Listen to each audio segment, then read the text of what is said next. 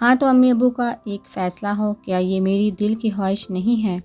سمیان احمد بڑی مشکل سے خود کو سنبھال کر کہہ پایا تھا۔ وہ اس شکی نظر سے دیکھنے لگی، پھر ہنس دی، یوں لگا جیسے فضا میں کی مترنم سی گھنٹیاں گنگنا اٹھی ہوں۔ میں تو حیران ہو گئی تھی کہ آپ کس کو پسند کرتے ہو، میں مان ہی نہیں سکتی۔ وہ ہنس کر کہہ رہی تھی، کیوں، میں کسی کو پسند کیوں نہیں کر سکتا؟ سمیان احمد پوچھے بغیر نہ رہ سکا۔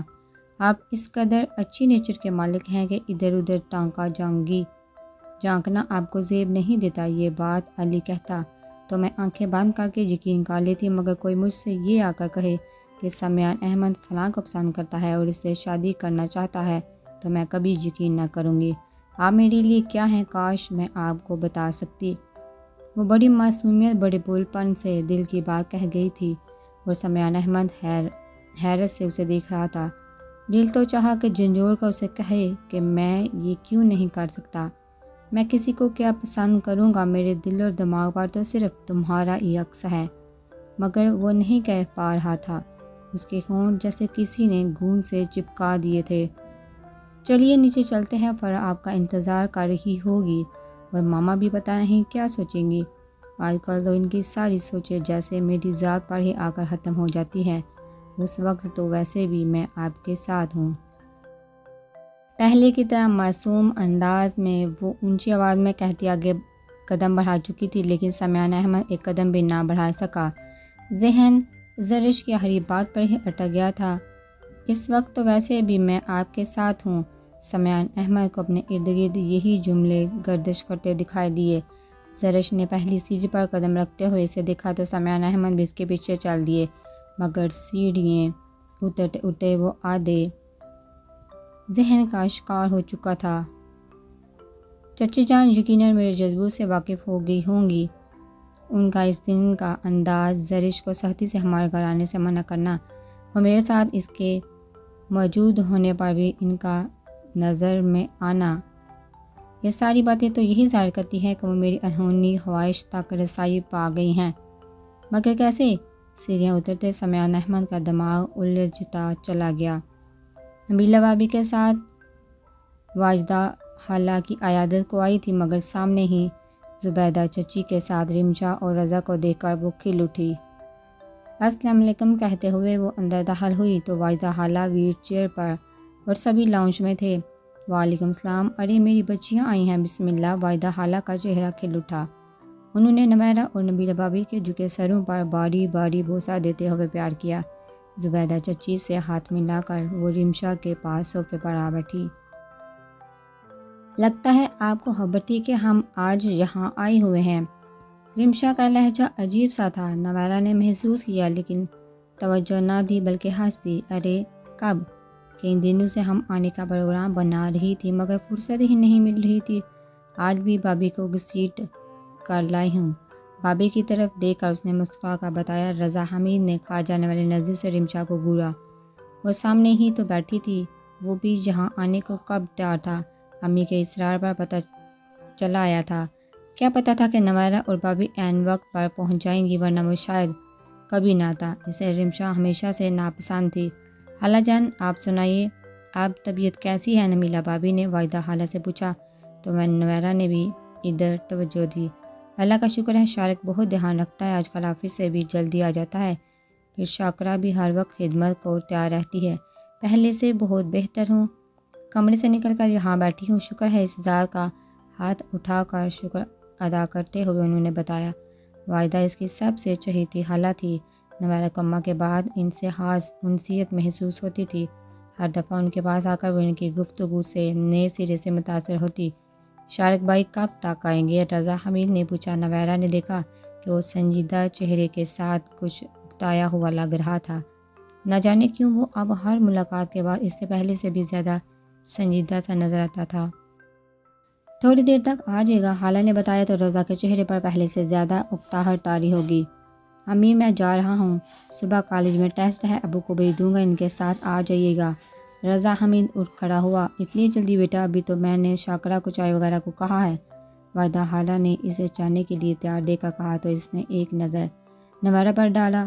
ڈالی بغور اسے ہی دیکھ رہی تھی۔ رضا حمید نے فوراً نظریں جھکا لی۔ نویرہ کی آنکھوں میں ایسی کیا بات تھی کہ رضا حمید کو اپنے دل میں ایک کوندا سا لپکتا محسوس ہوا۔ کوئی بات نہیں، امی وغیرہ ہے نا۔ وہ ایک منٹ ضائع کیے بغیر یہاں سے نکل جانا چاہتا تھا۔ ریمشا جاوید کے چہرے پر استہزائیہ مسکراہٹ ابھری۔ ٹیسٹ کی تو تم کل بھی تیاری کر لو گے، کل چھٹی ہے، آج اتنا ضروری بھی نہیں۔ نویرہ بھی اور بابی بھی آئی ہیں، کچھ دیر بیٹھ کر ان کے ساتھ باتیں ہی کر لو، اگر اتفاق سے اکٹھے ہو ہی گئے ہو تو۔ ریمشا نے بظاہر مسکرا کر کہا، لیکن اس کے لفظوں کا کاٹ پر رضا نے بنا کر سے دیکھا۔ وہ استہزائیہ نظروں سے دیکھتی گویا دہکتے انگاروں میں لوٹ رہی تھی۔ رضا کا جی چاہا کہ ایک منٹ بھی ضائع کیے بغیر اس کا منہ توڑ دے۔ میں تم سے بات نہیں کر رہا۔ رضا حمید کا لہجہ ایک دم کڑوا ہو گیا۔ تلخی سے اس نے جوابی کارروائی کی۔ سبھی چونکے۔ رضا، یہ کیا انداز ہے بات کرنے کا؟ رضا اور ریمشا جاوید کی آپس میں کبھی نہیں بنی تھی۔ اس وقت بھی رضا کے تلخ انداز پر زبیدہ چچی نے فوراً بیٹی کو ٹوکا۔ مجھے ایک بہت ضروری کام ہے، جا رہا ہوں میں، آتے رہیے گا آپ لوگ بعد میں۔ ریمشا کی گھٹیا سوچ پر وہ تلملاتے ہوئے اندر ہی اندر سلگ اٹھا۔ بغیر کسی کی پرواہ کیے وہ وہاں سے نکل آیا۔ رضا رضا چچی زبیدہ اسے آوازیں دیتی رہ گئی، مگر وہ ہوا کے گھوڑے پر سوار پلٹ کے دیکھے بغیر چلا گیا۔ لو، اس لڑکے کی عادت نرالی ہے، دیکھ لیے بابی بیگم آپ نے بھی۔ ریمشا نے ایسی کون سی بات کہہ دی کہ یوں غصے سے چلا گیا۔ پتہ نہیں کیا ہوتا جا رہا ہے اس لڑکی کو، مجھے تو کچھ سمجھ میں نہیں آتا۔ اکلوتا ہے، کچھ کہنے سننے سے پہلے 1000 دفعہ سوچنا پڑتا ہے، کہیں اثر نہ لے لے۔ زبیدہ چچی رنجیدہ سی ہو گئی تھی۔ نویرہ کے لیے ان کی یہ ساری باتیں حیران کن تھی۔ مگر چچی جان، رضا ایسا کیوں کر رہا ہے؟ کچھ بتاتا نہیں؟ نویرہ نے زبیدہ چچی سے پوچھا۔ مجھے تو خود کچھ نہیں سمجھ میں آ رہا۔ اچھا بھلا تھا ابھی یہ حرکتیں کرنے لگ گیا ہے۔ پہلے میں سوچتی رہی کہ پڑھائی کی ٹینشن ہے، مگر اب تو اسے کچھ پڑھتے ہوئے بھی نہیں دیکھتی۔ پتہ نہیں کالج بھی جاتا ہے کہ نہیں، سارا دن آوارہ گردی کرتے ہی دیکھتی ہوں۔ گھر میں باپ کے آنے کا وقت ہوتا ہے تو چلا آتا ہے، ورنہ تو اسے گھر کی بھی ضرورت نہیں۔ چچی زبیدہ اب باقاعدہ آنسو بہا رہی تھی۔ ریمشا نے ہونٹ پینچ لیے۔ نویرہ حیرت کے سمندر میں غوطہ زن تھی۔ رضا بدل گیا ہے اب، اس میں وہ پہلے والی شرارتی پن اور اپنائیت مفقود ہو گئی ہے۔ وہ بھی محسوس کر رہی تھی، مگر وہ گھر والوں کو اس حد تک ڈسٹرب کر دے گا اس کے تو وہم و گمان میں بھی نہیں تھا۔ اللہ خیر کرے زبیدہ، حوصلہ کرو، بچہ ہے، نہ سمجھ ہے، پیار سے سمجھا بجھا کر پوچھو تو صحیح، لیکن غلط صحبت میں تو اٹھنے بیٹھنے نہیں لگ گیا۔ وردہ حالے بڑے تفکر سے کہہ رہی تھی، پتہ نہیں بابی بیگم، رضا کے باپ اتنے غصے والے ہیں، ان سے تو ذکر کرنا اپنی موت کو دعوت دینے کے مترادف ہے۔ آج بھی نہ جانا کیسے ہاتھ لگا تھا۔ میں نے کہا چلو 2 گھڑی کو ساتھ مل کر بیٹھ لیں گے، زبردستی لائی تھی لیکن ایک دم اٹھ کے چلا دیا ہے۔ ریمشا کی بات تو بس بہانہ تھی۔ انہوں نے دوپٹے سے آنسو صاف کر کے بتایا تو وہاں موجود سب کے دل بڑھ آئے۔ چچی جان فکر نہیں کریں، نبیل سے بات کروں گی، وہ پتہ کریں گے کہ کہاں آتا جاتا ہے، کن لوگوں میں اٹھتا بیٹھتا ہے۔ نبیلہ بابی نے بھی انہیں تسلی دی۔ تو اور کیا، یہی عمر ہے بھٹکنے والی، شاعر کو بھی اتنی ہی عمر میں باہر کی ہوا نے خراب کیا۔ اب بھی جب ساری رات گھر نہیں لوٹتا تو میرا دل خون کے آنسو روتا ہے۔ کچھ کہنے سننے سے بھی ڈرتی ہوں کہ کہیں سوتیلی کا الزام منہ آ جائے۔ خدا گواہ ہے، میرا حقیقی بیٹا بھی ہوتا تو اتنی محبت نہ کر پاتی، لیکن اس کے ذہن میں تو سگی اور سوتیلی کی گرہ پڑ چکی ہے۔ اللہ سلامت رکھے۔ حمید میاں کو اچھا موڈ دے کر بات کرنا۔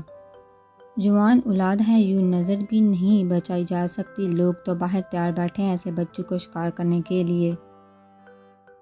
میں بھی ماں ہوں، اچھی طرح تمہارا دکھ سمجھ رہی ہوں، لیکن تم خود سے بھی اسے اپنی طرف راغب کرنے کی کوشش کرو۔ یوں رونے سے کچھ حاصل ہونے والا نہیں۔ وحدہ حالہ کی زبان سے دکھ بول رہا تھا۔ نویرہ جلملاتی آنکھوں سے انہیں دیکھ رہی تھی۔ اس سے بہتر کون سمجھ سکتا تھا کہ حالہ شارک زبان سے کس قدر والہانہ محبت کرتی ہیں۔ نویرہ، تمہاری تو رضا سے کتنی انڈرسٹینڈنگ ہے، پیار سے بہلا کر پوچھنا تو صحیح، مسئلہ کیا ہے، کیوں کر رہا ہے وہ ایسے؟ تمہاری تو وہ بہت عزت کرتا ہے، تمہیں تو ضرور بتا دے گا۔ چچی زبیدہ نے امید بڑی نظروں سے نویرہ کو دیکھا تو اس نے فوراً سر ہلایا۔ جی چچی جان ضرور، میں تو خود کب سے محسوس کر رہی ہوں، مگر سیریس نہیں لیا۔ وہ بھی ہمارے گھر بہت کم آنے لگا ہے، کچھ میرا بھی آپ کے ہاں آنا جانا نہیں ہو رہا۔ اب صورتحال کا علم ہوا ہے تو پہلی فرصت میں اسے بات کروں گی۔ وہ چچی زبیدہ کو تسلی دے رہی تھی اور رمشا اسے عجیب نظر سے دیکھ رہی تھی۔ میرا بھی خیال ہے نویرہ آپی، وہ کسی اور کو تو بتائے یا نہ بتائے آپ سے کچھ نہیں چھپائے گا۔ رمشا کا لہجہ عجیب سا تھا، کسی اور نے نہیں غور کیا، البتہ نویرہ ضرور چونکی تھی۔ رمشا کے ہونٹوں پر زہریلی مسکراہٹ تھی۔ نویرہ جواباً دیکھ کر رہ گئی۔ ہاں، اس میں تو شک نہیں ہے کہ رضا کو نویرہ سے بے حد انسیت ہے، اس کی ہر بات بلا چو چرا مان لیتا ہے۔ پہلے بھی تو جب بھی تنگ کرتا تھا میں نویرہ سے کہتی تو وہ اسے صرف ایک بار سمجھاتی تھی تو وہ فوراً سیدھا ہو جاتا تھا۔ اب تو میں اس کے سامنے تمہارا نام لے لوں تو اس کے ماتھے پر بال پڑنے لگتے ہیں۔ پتہ نہیں کیا ہوتا جا رہا ہے اس لڑکے کو۔ چچی زبیدہ بہت دل گرفتہ ہو رہی تھی۔ نویرہ کچھ نہ کہہ سکی۔ بیگم صاحبہ، میں نے چائے ٹیبل پر لگا دی ہے، شاکرہ نے آ کر اطلاع دی تو واحدہ خالہ ایک ٹھنڈی سانس بھر کر لے کر رہ گئی۔ شارق نہیں آیا ابھی تک؟ شاکرہ، اس کے موبائل پر کال تو کرو، انہوں نے شاکرہ سے کہا تو وہ فوراً ٹیلی فون سٹینڈ کی طرف بڑھ گئی تھی۔ تم سب لوگ ٹیبل پر چلو، میں فون سن کر آتی ہوں، واحدہ خالہ نے شاکرہ کو نمبر ملاتے دیکھ کر ان سے کہا۔ بیگم صاحبہ، موبائل بند ہے، کال نہیں مل رہی۔ ایک دو مرتبہ مسلسل کال ملانے کے بعد شاکرہ نے ریسیور کو ریڈر پر واپس رکھتے ہوئے انہیں اطلاع دی۔ پتہ نہیں کیوں بند ہے، اب تو ہر وقت بند ہی رکھنے لگا ہے۔ وہ متفکر سی ہو کر کہنے لگی، ہوگا کوئی ضروری کام ان کو، چلیے آئیے ہم چائے پیتے ہیں۔ سب ہی اٹھ کھڑی ہوئی۔ نویرہ واحدہ خالہ کی متفکر صورت دیکھ کر فوراً ان کی پشت پر آ کھڑی ہوئی، شاکرہ کو جانے کا اشارہ کر کے ان کی ویل چیئر کو گھسیٹنے لگی۔ اللہ اس خاندان کے لڑکوں کو اپنی حفظ و امان میں رکھ کر ذرا سی شارق کو دیر ہونے لگے تو میری جان لبوں پر آ جاتی ہے، مگر اس سے تو پرواہ ہی نہیں ہوتی۔ نویرہ خاموشی سے انہیں ڈائننگ ٹیبل پر لے آئی۔ بہت خاموشی سے آگے قدم بڑھاتے لان کی جانب کھلنے والی اس کھڑکی کے پاس سے گزرتے سمیان احمد کے قدم بری طرح ٹھٹکے تھے۔ سید احمد، میں نے ہمیشہ برداشت کیا ہے، اب میری برداشت کی یہ حد ہے۔ مجھ پر یوں کیچڑ اچھالنے سے پہلے کچھ خدا کا خوف تو کیا ہوتا۔ روتی سسک دی۔ یہ طاہرہ بیگم کی آوازیں تھیں، دھیمی مگر بہت واضح۔ اندر گفتگو نہ جانے کس نچ پر تھی، مگر امی کی سسکیاں سمیان احمد کو سننے پر مجبور کر گئی تھی۔ خدا کا خوف ہی تو ہے اپنے بچوں کا پاس ہے، ورنہ تم جیسی عورت کے ساتھ کوئی بھی مرد ایک لمحہ بھی گزارنے کا تصور نہیں کر سکتا۔ یہ سید احمد کی آواز تھی، غصیلی ضبط کی آخری حدوں کو چھوتی ہوئی۔ سمیان احمد نے ضبط سے ہونٹ بھینچ لیے تھے۔ اس کے والدین نے اپنی اندرونی چپکلش کی اصل وجہ کو کبھی ان کے سامنے برملا اشکار نہیں کیا، مگر کیا ان کے روز جھگڑوں سے وہ اصل وجہ نہ جان سکا تھا؟ سمیان احمد کا دل لہو لہو ہونے لگا۔ سید احمد پلیز، امی کی یہ آواز سمیان احمد کو ضبط کی انتہا پر پہنچا گئی۔ زرچ نہیں تو پھر کوئی بھی نہیں، کیسا کی لڑکی تو بالکل بھی نہیں۔ ابو کا وہی اٹل انداز تھا، اگر آپ کو مجھ سے ضد ہے تو پھر میں کہہ دیتی ہوں، فوزیہ نہیں تو پھر زرچ بھی نہیں۔ میں بھی اس گھر میں کیسا کی ہی لڑکی کو لے کر آؤں گی۔ ابو کے اٹل اور دو ٹوک انداز پر امی کا لہجہ بھی ضدی ہو گیا۔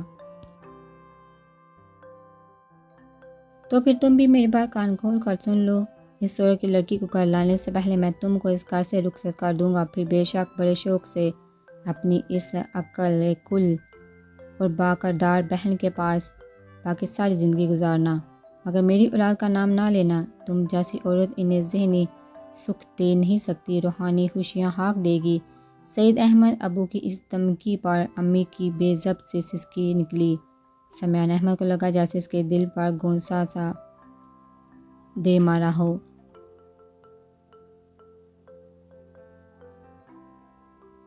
اسی بات پر آ کر تو اس کی ماں کی ضد ٹوٹی تھی، اور اب بھی آپ مجھے اس طرح بلیک میل نہیں کر سکتے، امی کہہ رہی تھی۔ عجیب ٹوٹا سا انداز تھا، پھر تم بھی مجھے بلیک میل نہیں کرو، زندگی جس طرح گزر رہی ہے گزرنے دو، ہمارا اچھا یا برا وقت گزر چکا ہے، یہ میرے بچوں کی زندگی ہے اور میں تمہیں اپنے بچوں کی زندگی سے کھیلنے کی اجازت نہیں دوں گا۔ یہ بات اپنی ہمشیرہ صاحبہ کو بھی بابر کروا دینا، ورنہ جو بات راکھ کا ڈھیر بنی ہوئی ہے وہ کہیں چنگاریوں کی صورت اختیار کر کے تمہارے ساتھ ساتھ اسے بھی نہ تباہ کر دے۔ میں تو جیسے تیسے کر کے برداشت کر گیا ہوں، ہماری اولاد یہ سب برداشت نہیں کرے گی۔ میرا تو برم ٹوٹے گا ہی، ساتھ میں تم بھی کسی سے آنکھ ملانے کے قابل نہ ہوگی۔ تیز آواز میں غصے سے کہا گیا، پھر زور سے دروازہ بند ہونے کی آواز آئی۔ اندر سے امی کے رونے کی آوازیں باہر تک آ رہی تھی۔ سمیان احمد جہاں تھا وہیں کھڑا رہا، چہرہ پرشوق، چہرے پر سوچ کی پرچھائیاں تھیں۔ امی ابو کی زندگی کا یہ موڑ اس کے لیے بہت تکلیف دہ تھا۔ جب تک کسی چیز سے آگاہی نہیں تھی قطعی دھیان نہیں دیا تھا، مگر اب یہ بات واضح اور صاف صاف سامنے آ رہی تھی۔ وہ کیوں کر رخ پھیر سکتا تھا؟ ذہنی ہلفشار ایک دم بڑا تھا۔ بچپن سے ہی سب کچھ چلتا آ رہا تھا، مگر اب تو انتہا تھی۔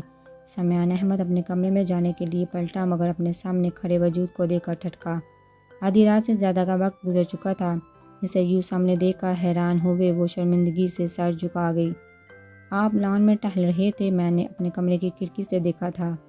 میں تو بس یوں ہی آ گئی، نیند نہیں آ رہی تھی اس لیے۔ مگر اس مگر کے بعد کیا تھا؟ سمیان احمد خاموشی سے اسے ہاتھ مسلتے دیکھتا رہا۔ نیند کیوں نہیں آ رہی؟ انہوں نے استفسار کیا۔ پتہ نہیں، برایا ہوا لہجہ جا تھا سمیان احمد کو۔ دکھ نے آ گھیرا، وہ پلکیں جھکائے آنسو پی رہی تھی۔ ان کے ماں باپ اپنے ساتھ ساتھ اپنی اولاد کو بھی ذہنی اذیت سے دوچار کر رہے تھے۔ کاش میں ان کو بتا سکتا۔ سمیان احمد نے خاموشی سے فرح کو بازو کے حصار میں لے لیا۔ رات بہت ہو گئی ہے، اب اندر چلتے ہیں۔ امی ابو کی جو باتیں اس نے سنی تھی یقیناً وہ فرح بھی سن چکی تھی۔ سمیان احمد کے اندر ان کی گفتگو کو نئے سرے سے دہرانے کا حوصلہ نہ تھا۔ بے حد خاموش سا سمیان احمد اسے لے کر اپنے کمرے میں آ گیا۔ 2 دن بعد آج شام کو ابو لاہور سے واپس آئے تھے۔ کھانا وغیرہ سب نے اکٹھے ہی کھایا تھا۔ اس کے بعد فرح اور علی تو اپنی اسٹڈی میں مصروف ہو گئے، جبکہ سمیان احمد کمپیوٹر کھول کر بیٹھ گیا۔ 12 بجے تک وہ یہی کام کرتا رہا۔ کمپیوٹر آف کرنے کے بعد نیند نہیں آ رہی تھی۔ یوں ہی ٹہلنے کو جی بہلانے کو وہ لان میں نکل آیا۔ ذہن بہت الجھا ہوا تھا، گھریلو حالات پر، چچی جان اور زرش کی باتوں پر، مگر کافی دیر تک ٹہلنے کے باوجود دل کسی طور پر بھی مطمئن نہ ہو پایا تو وہ واپس اپنے کمرے میں جانے کے لیے پلٹا۔ لیکن امی ابو کے کمرے کی کھڑکی کے پاس سے گزرتے ہوئے وہ سب کچھ سن لیا جو کہ عام حالات میں وہ کبھی دانستہ نہ سنتا۔ بیٹھو اپنے کمرے میں، لا کر سمیان احمد نے اسے اپنے بستر پر بٹھا دیا۔ وہ آہستگی سے بیٹھ گئی تھی۔ بٹے سے گیلی آنکھیں صاف کر کے اس نے سمیان احمد کو دیکھا جو نہ جانے کس سوچ میں گم تھا۔ بھائی، اس نے پکارا۔ ہوں۔ سمیان احمد نے اسے دیکھا۔ امی ابو کی زندگی کا یہ کون سا پہلو ہے؟ بچپن سے یہی سب کچھ سنتے آ رہے ہیں، مگر اب تو آنسو کے ریلے نے اس کے الفاظ کو نامکمل ہی رہنے دیا۔ پتہ نہیں گڑیا تم کیوں روتی ہو؟ پلیز چپ ہو جاؤ، یوں سمجھو تم نے کچھ سنا ہی نہیں۔ تم پریشان نہ ہوا کرو، میں ہوں نا۔ بہت شفقت سے اس کے سر کو تھپتھپاتے ہوئے سمیان احمد نے اسے دلاسا دیا۔ بھائی، مجھے بہت ڈر لگتا ہے، عثمان بھائی اسلام آباد میں رہتے ہیں۔ امی ابو کے ان جھگڑوں سے اگر آپ بھی چلے گئے تو وہ خوف سے پوچھ رہی تھی۔ سمیان احمد ہنسا۔